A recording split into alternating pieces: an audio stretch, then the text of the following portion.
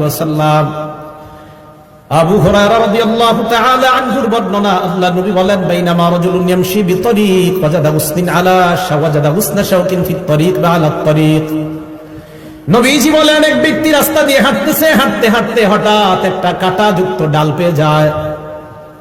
কাঁটাযুক্ত ডাল পাওয়ার পর ফাখরাহু, এই মনে করে কাঁটাযুক্ত ডালটা রাস্তা থেকে সরায় দেয়। কোন মুসলমান এই ডালের মধ্যে পড়ে আঘাত পেতে পারে, কোন মানুষ কষ্ট পেতে পারে।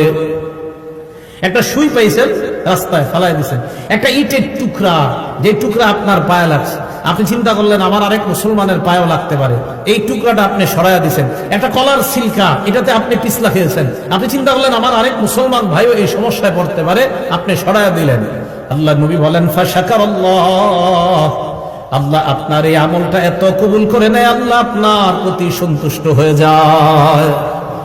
ওয়াগফারালা, শুধু তাই নয়, আল্লাহ নবী বলেন তার আগের জিন্দেগীর সব গুনাহগুলো মাফ করে দেয়।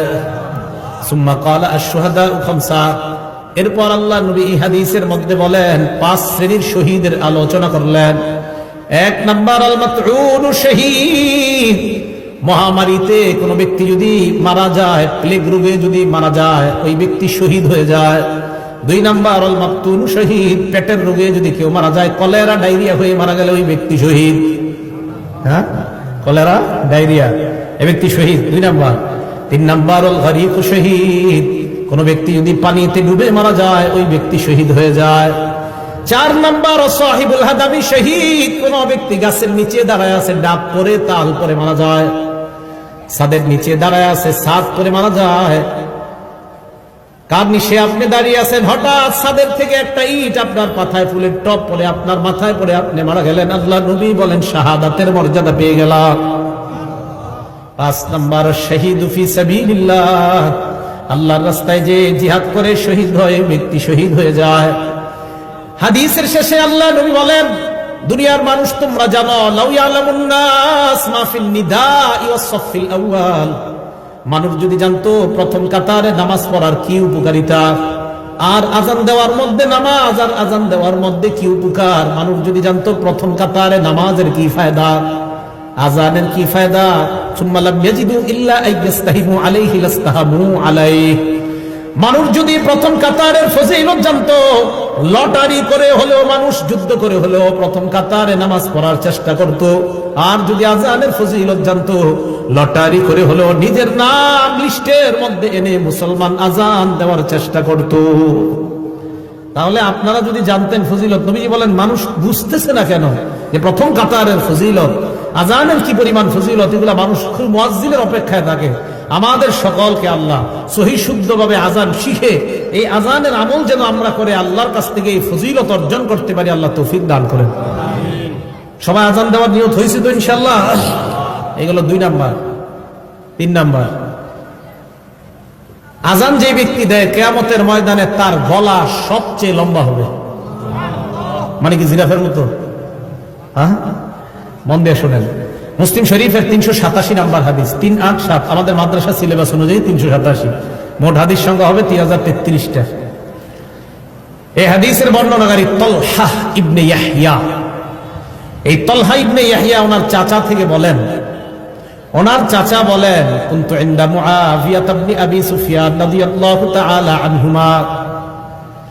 তালহা ইবনে ইয়াহইয়া বলেন, আমার চাচা ইমাম মুআবিয়া, আমির মুআবিয়ার কাছে ছিলেন। ফাজাআহুল মুয়াজ্জিন, মুয়াজ্জিন আসছে, ইয়াদউহু ইলাস সালাহ। মুয়াজ্জিন আইসা কয়, আমির মুআবিয়াকে বললেন নামাজের সময় হয়েছে, মসজিদে চলেন। আমির মুআবিয়া বললেন, মুয়াজ্জিন দাঁড়াও।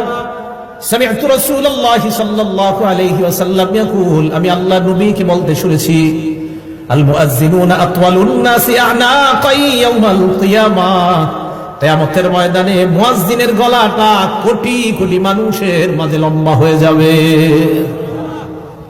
লম্বা দ্বারা কি উদ্দেশ্য মনে রাখবেন? 2টা। 1 নাম্বার, আকসারুন নাসি মুতাশাউফান বা তাশাউফান ইলা রাহমাতিল্লাহ, কিয়ামতের ময়দানে মুয়াজ্জিন অন্যান্য কোটি কোটি মানুষের চাইতে আল্লাহর রহমতের অধিক প্রত্যাশী হবেন। মুয়াজ্জিন আশায় থাকবে যে আমি মুয়াজ্জিন ছিলাম দুনিয়াতে, কিয়ামতের মাঠে আমি রহমতের বেশি প্রত্যাশী। নবী বলেন এই লম্বা গলা দ্বারা এটা উদ্দেশ্য। 2 নাম্বারটা বুঝেন কি? 2 নাম্বার। 1 নাম্বারটা আরেকটু বুঝেন, লিআন্নাল মুতাশাউফা ইউতিলু উনুখা ইলা মা ইয়াতাতাল্লাউ আলাই, যেই ব্যক্তি আকাঙ্ক্ষা করে কোনো জিনিসের, ওই ব্যক্তি তার আকাঙ্ক্ষিত বস্তুটার দিকে গলাটা এইভাবে বাড়ায়া তাকায়। যেই ব্যক্তি কোনো জিনিসের আকাঙ্ক্ষা করে, আগে তো রেজাল্ট বের হইতো বোর্ডে, এখন তো মোবাইলে বের হয়ে যায়। আগে যখন পরীক্ষার রেজাল্ট দিত আমরা হাসি উল্লাস করতে করতে স্কুলে যাইতাম আমাদের রেজাল্ট দেখার জন্য। তো যাওয়ার পরে মনে করেন কারো 1, 2, 3-এর মধ্যে আসছে যারা, ওই 3 জন কি করে আপনার সবার মাঝে এইভাবে গলাটা সামনে বাড়ায় দিতে চায় তার রেজাল্টটা দেখার জন্য। বোঝা গেল কোন ব্যক্তি কোন জিনিসের আকাঙ্ক্ষা আর আকাঙ্ক্ষিত বস্তুটা যদি দামি হয়, বাজারে মাছ আসছে আপনার রুই মাছ ভালো ভালো, আপনারা 10-20 জন সামনে দাঁড়ায় আছেন, বড় রুই মাছটার দিকে পিছন থেকে সবাই খালি গলা এইভাবে বাড়ায় বাড়ায় দেখতে চায়। বোঝা গেল আকাঙ্ক্ষিত জিনিস, যেই জিনিসটা মানুষ কামনা করে ওইটার দিকে গলাটা একটু আগে বাড়ায়। তাই আল্লাহ রাসূল বলেন কিয়ামতের ময়দানে মুয়াজ্জিনকে আল্লাহ এত রহমত দান করবেন, এত সওয়াব দিবেন যে সে তার সওয়াবের জন্য বারবার গলাটা আল্লাহর রহমতের দিকে এমন করবে।